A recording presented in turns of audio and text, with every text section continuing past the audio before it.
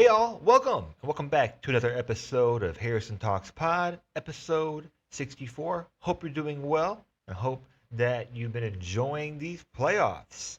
And it's pretty clear what we are here to talk about today. As of recording this, just about an hour ago, the Spurs closed out against the defending champion Oklahoma City Thunder, and there will be a new NBA champion. Once again, no repeat champions since 2018.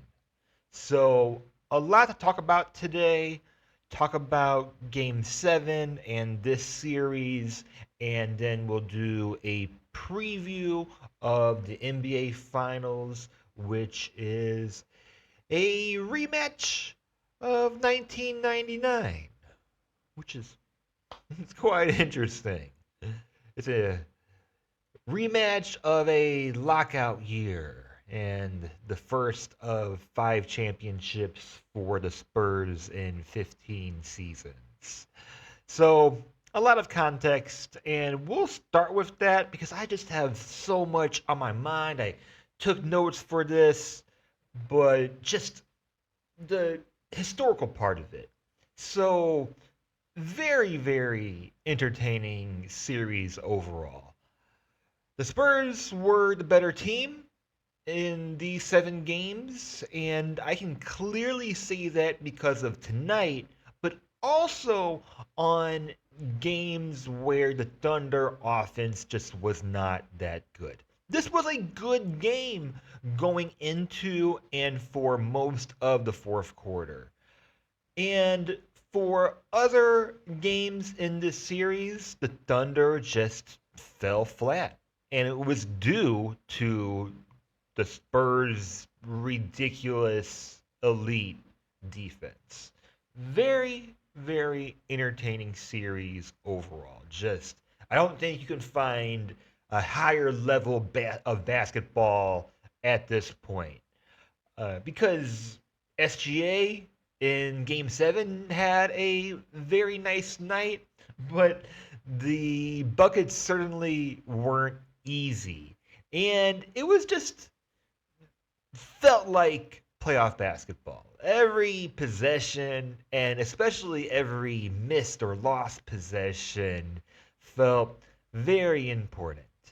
And it's been the same thing all season, but it's super impressive the amount of shots Wemby just eliminates. Because, of course, we look at rebounds and blocks, but it's hard to take in consideration the amount of shots that players aren't even looking at.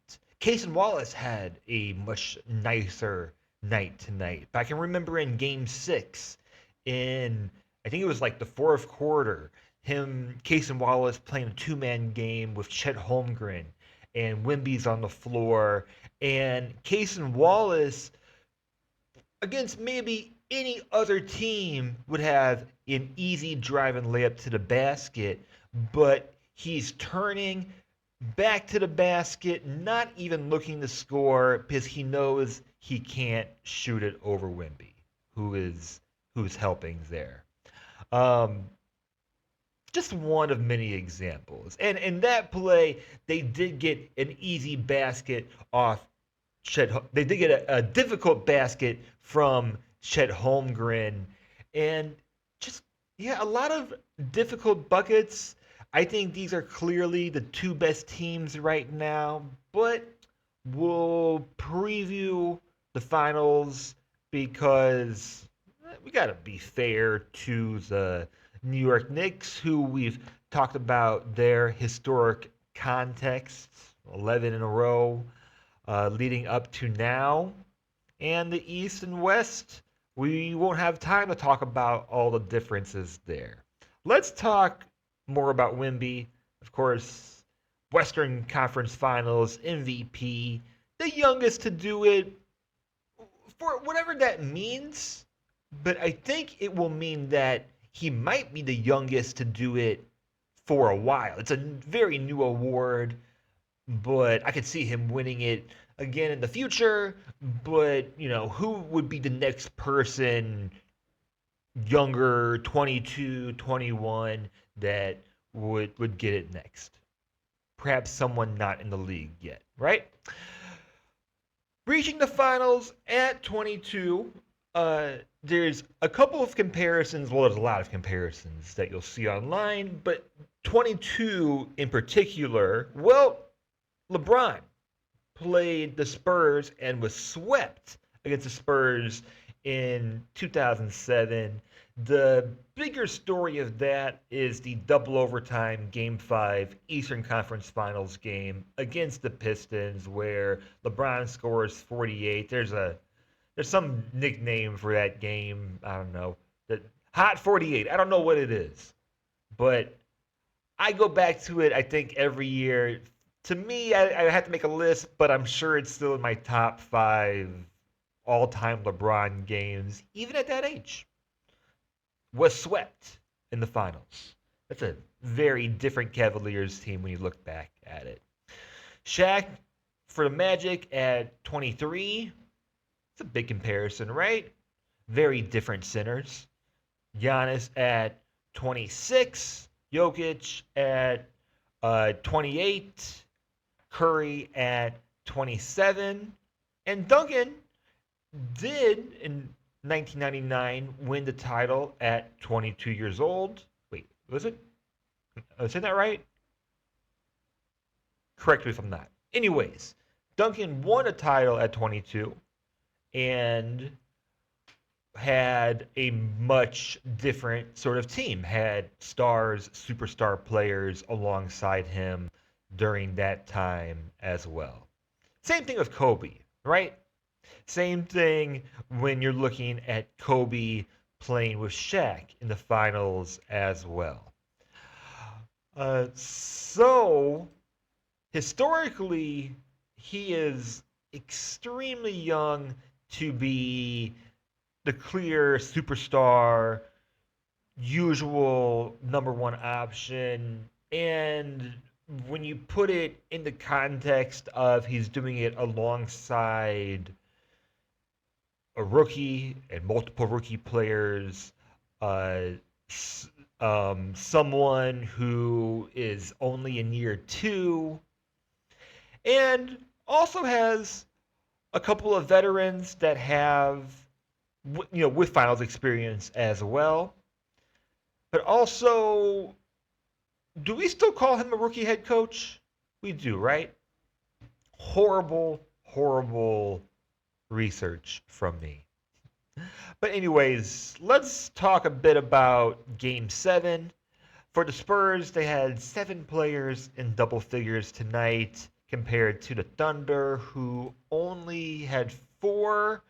And pretty close game, very fun game. I mean, is anyone feeling like they wish this series would go on? I mean, if you're a Spurs or Thunder fan, it's been a little bit stressful.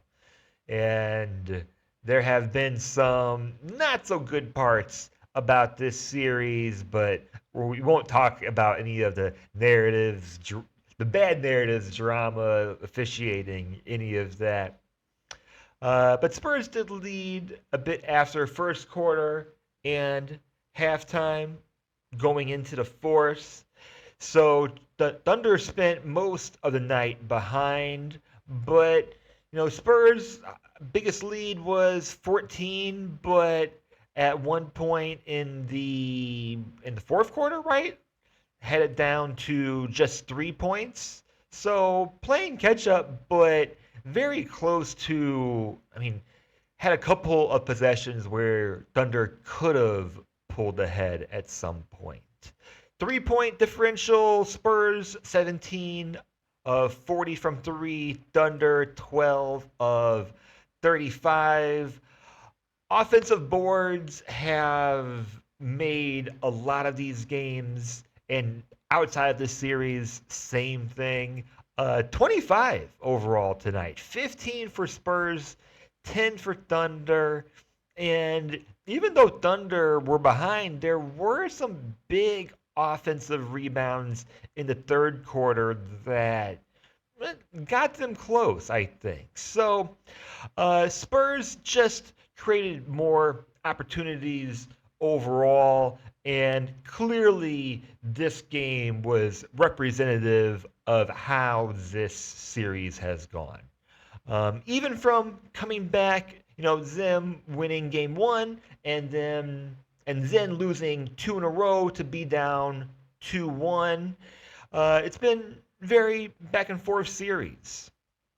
So let's skip ahead a little bit.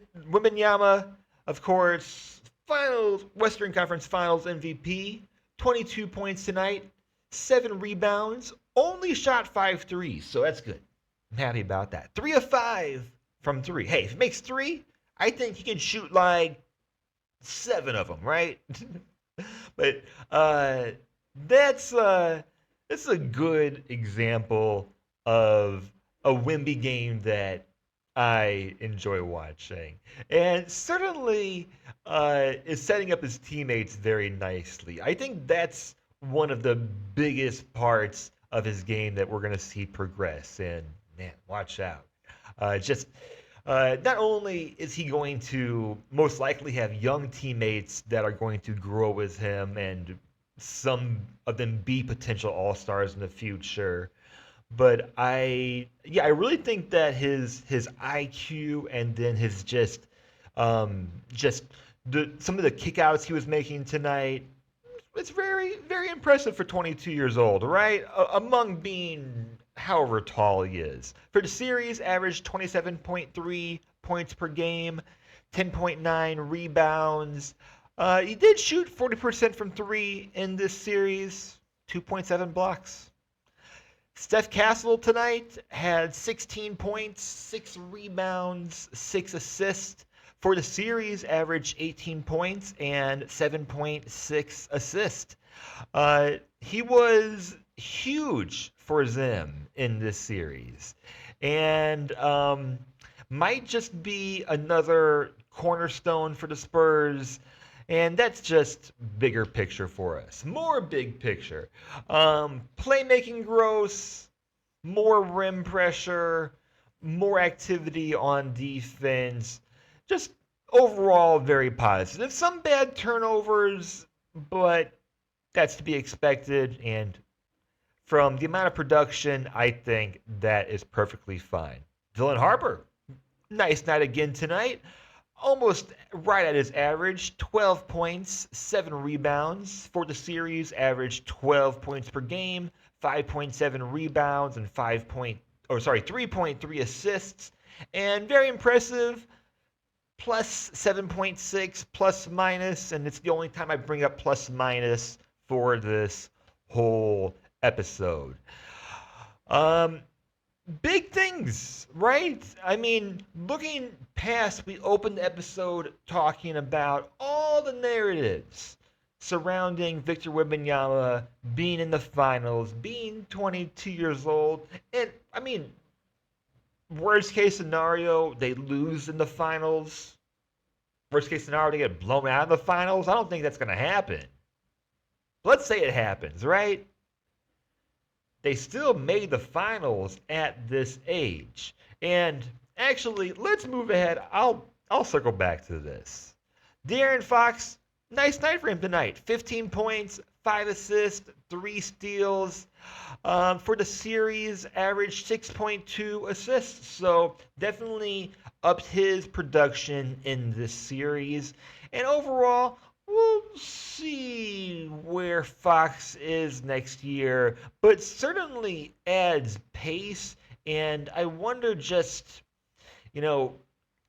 what you do with him in certain rotations. But has played in a lot of big games, so certainly helps organize and anchor, especially in late game situations. So, nice night for him tonight. Speaking of nice nights, Julian Champagnie, especially in the third quarter, had 20 points overall, 6 threes plus 16. Oh, I'm sorry. I did it again. But anyways, biggest stretch was in the third quarter, hit a big three after the Thunder had cut their lead. Thunder didn't respond, and then comes back, hits another three, and just great role player and been very efficient this postseason. Keldon Johnson, 11 points in just 16 minutes. So I'll be interested to see how many minutes Keldon Johnson, Devin Vassell play in these finals. This team has a lot of options, but we'll talk about the preview again in just a moment. He hit a couple of threes and a layup in a big stretch for him tonight, and certainly just helped off the bench as the sixth man of the year. Speaking of Devin Vassell, he averaged 13.9 points per game for this series, just right at 40% from three for the series, and been saying it since he's come into the league, offers a lot of defensive versatility.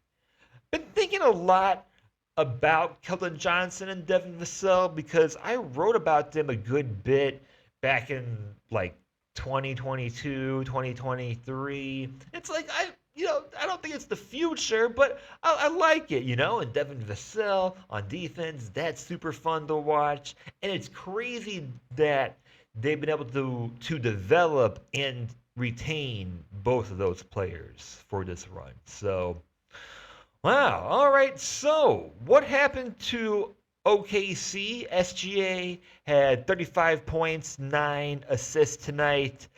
Just needed more help overall, but huge bounce back game. We all know in game 6 he had 15 points, 6 of 18 shooting. The only difference is that I mean the big difference is that shots are going in, but man, some tough buckets from him tonight because I mean, my eye test is that the defense was about the same.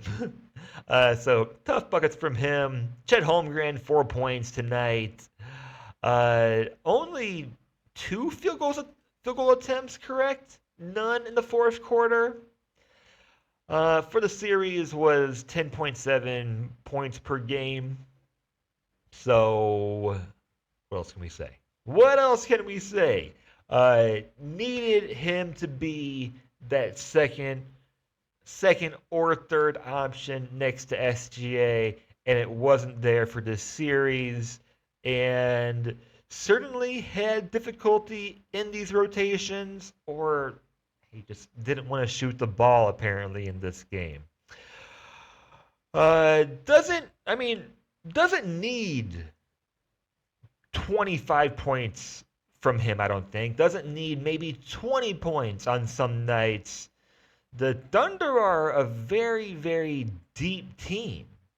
And hey, they might be the more talented team, if you want to do the Kenny Atkinson thing. But who knows? Who cares who's more talented is the main point. Caruso, yeah, yin yang, yeah. Another bad shooting night from him. 3 of 14 from the field, but hey, at least he's trying to shoot the ball, right? Lou Dort, 3 points. Hardenstein, a lot of positives from him these past 2 years. Let's face it, right? 7 points from him tonight. No J-Dub. J. Will, limited minutes from him. Just overall, just not enough from this team, and just especially in shooting, 3-point shooting, there is too much of a difference there. So we're gonna be closing it out with Thunder and revisiting them in the postseason. But when was it for you watching last year? Because, well, let me explain. In the conference finals for the Thunder last year, when I realized that this was inevitable, they were going to go to the finals. But they are ahead of schedule. They've been developing. They had traded Josh Giddey. They brought in Alex Caruso. That was a bigger transaction for them than maybe anticipated. Josh Giddey is just different, but with the acquisition of Jalen Williams, J-Dub, that kind of changed their trajectory as well. Isaiah Hartenstein, they also acquire, and it speeds up the scheduling overall of this team, surrounded by, of course, SGA's best season. Of that point, his first MVP, and they go on to win the finals. But the realization had to kick in, right? For most people, at least for me, the point where it's like, wow, they're going to go to the finals and they're playing the Pacers. They could win the finals. Or it's going to be a Pacers, which is a different narrative we won't get into. But it's like they felt like they were ahead of the schedule, but in reality, I think they were just the best team at that point. For the Spurs, we have to consider them ahead of schedule. They are so young, being led by players that are so young, and offering a very versatile and very just memorable defensive team. A few episodes ago I said I think Wemby had one of the most unique, I think I said, defensive seasons we've seen in a very long time. Because I don't care to compare all of the eras and do all of that, but hey, very, very unique for where modern basketball is. And I think the Spurs are the more talented team going into this series. It's going to be a very unique series. I mean, everything with the Knicks and their history, a little bit with a finals rematch. I don't know. 27 years, lockout year. I'm sure we're going to see plenty of highlights from that as the series goes on. And they both have veterans, but the Knicks are being led by players who are now in that veteran status. I still can't get over that Cat is actually a veteran. I still think he's like 20 years old. Knicks, we could say, are more battle tested because they are veterans, but I don't know. And Wemby's made it clear, who cares, right? So, and then they have Brunson, who is that established superstar. So I wonder if you're going to see any of this like Andre the Giant versus the Hulk, the Hulk, Hulk Hogan, whatever, the Hulkster. Just being led by a player that everyone talks is very small in stature. Okay, sure, whatever. And then Wembanyama, who is like 7'6". Spurs, of course, are younger, more athletic, rapidly improving, are going to look to push the tempo in these games. But the Knicks have been scoring so much with their offense, so it's going to be fascinating to watch. Just like how this Spurs Thunder series was, how every possession really felt like it mattered, this one's going to feel the same. Because I think in the end, it, of course, will come down to who can execute their half-court offense. But both of these teams like to run. Let's face it. And they both like to score a lot of points. They matched up 2 times in the regular season. I believe first one was New Year's Eve or the day before. Anyways, they split. And they met, and then they, once in March, they are 1-1 in this series. Then during the regular season, Wembanyama averaged 28 points against the Knicks, averaged 13 rebounds on 62% shooting. So what everyone should be looking for is, can Cat pull Wemby away from the basket, or whoever's guarding him, or whoever's switching on to him. They have a lot of different rotations they're going to try in this series, I'm sure. But can that gravitational force field get pulled away from the basket? That is going to be the key, but much easier said than done. And yes, Mitchell Robinson is playing. There's been a lot of news about him, like overreactions. I saw where he broke his pinky. That's gotta hurt, like that's a little bit low on the hand. So I can understand like how if you tape it, that wouldn't work, but if you put a brace on it, I don't know. I looked for a Brian Suterer video on it, and he didn't explain it to me, so hey, I'm lost. Anyways, and then another matchup you can look at is Fox versus Brunson. Brunson versus the Spurs in the regular season averaged 26.5 points per game and 7.5 assists. So Spurs should not be looking to stop Brunson. They should be looking to stop everyone else and everyone else that he is trying to set up. Let's do Castle versus Bridges. Why not? Castle has made a lot of improvements, maybe even since the last matchup that we've seen in March. During the regular season, averaging 9 points per game. In the Western Conference Finals, averaging 18 points per game. So look for him to have a big series. And I apologize. I did not pull any stats on Bridges. I broke my rule, but hey. He needs to, of course, do the same thing that he did in the Eastern Conference Finals. Offer enough offense and be a great defensive anchor next to Jalen Brunson. So I don't think the regular season tells us too much. In the Knicks victory, the Spurs scored only 89 points, which might be, I didn't look, it might be their lowest, it has to be one of their lowest point totals of the regular season.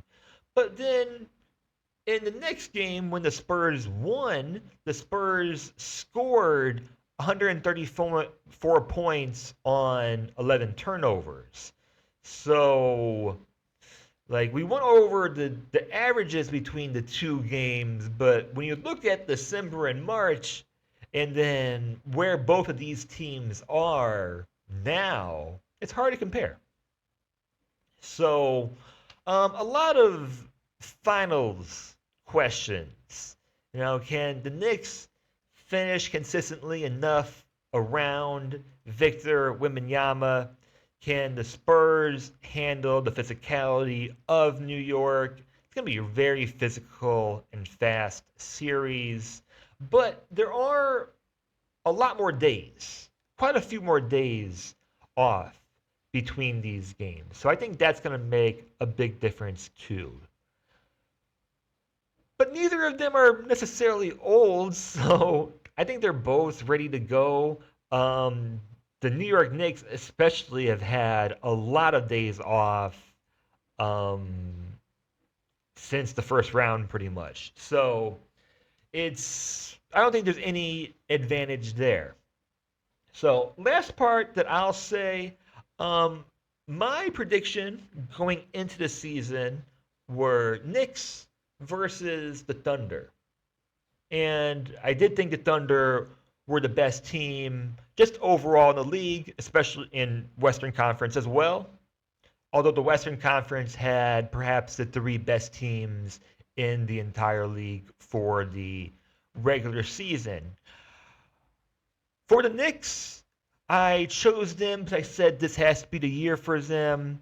They have Mike Brown, and I think even if Mike Brown were to have a great regular season and not produce in the playoffs that there's not necessarily a guarantee that he would come back, because you would have to look at what changes you make if you are the Knicks, which is the situation that I was thinking about and a lot of us were thinking about during the parts of the season where the Knicks were injured and or not playing so well. Because we knew the situation in the Eastern Conference. I mean, even Jason Tatum came back, surprisingly during the regular season. And we know that the Eastern Conference is going to get better after this season. So it's not the best thing to say that, your best opportunity is when your conference is a little bit more injured, but it's true. And of course, Jalen Brunson, great deal on him. We've heard all the history, him in New York, him and his dad, took a pay cut to go there, all the things. Villanova, we know it. But yeah, I mean, picked him beginning of the season. Things changed by at least February. And then, 2-1 down to Atlanta. A lot of people were talking about the Mike Brown situation and where things go from here. But then it's 11 straight, and it's totally new. I can't imagine what New York City is going to be like or how much those tickets already cost. So, right. We'll have a lot of time to talk about both of these teams. Just very happy for Karl Anthony Towns as well. I think he's just been a very nice fit on this team and often a player that gets too much crap. Maybe not, if not the media, social media. If not.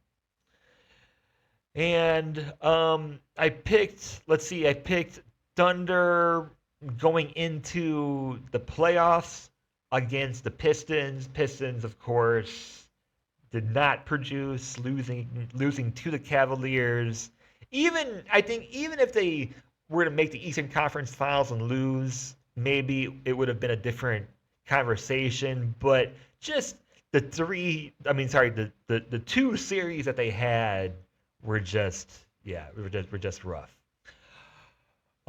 So that is it, I think. I don't want to leave any predictions. I am just so thrilled, so happy about it, and going to be thinking all day because it's the morning for me over here. Thinking all day about this series and these matchups coming up. So hey, leave your thoughts down below. If you've made it this far, like, subscribe, do all the YouTube things. I appreciate your support. We'll be getting those usual weekly YouTube only videos, episodes out, and check out everything else that we're doing in the links below. Hope you have a great day, and I will see you next time.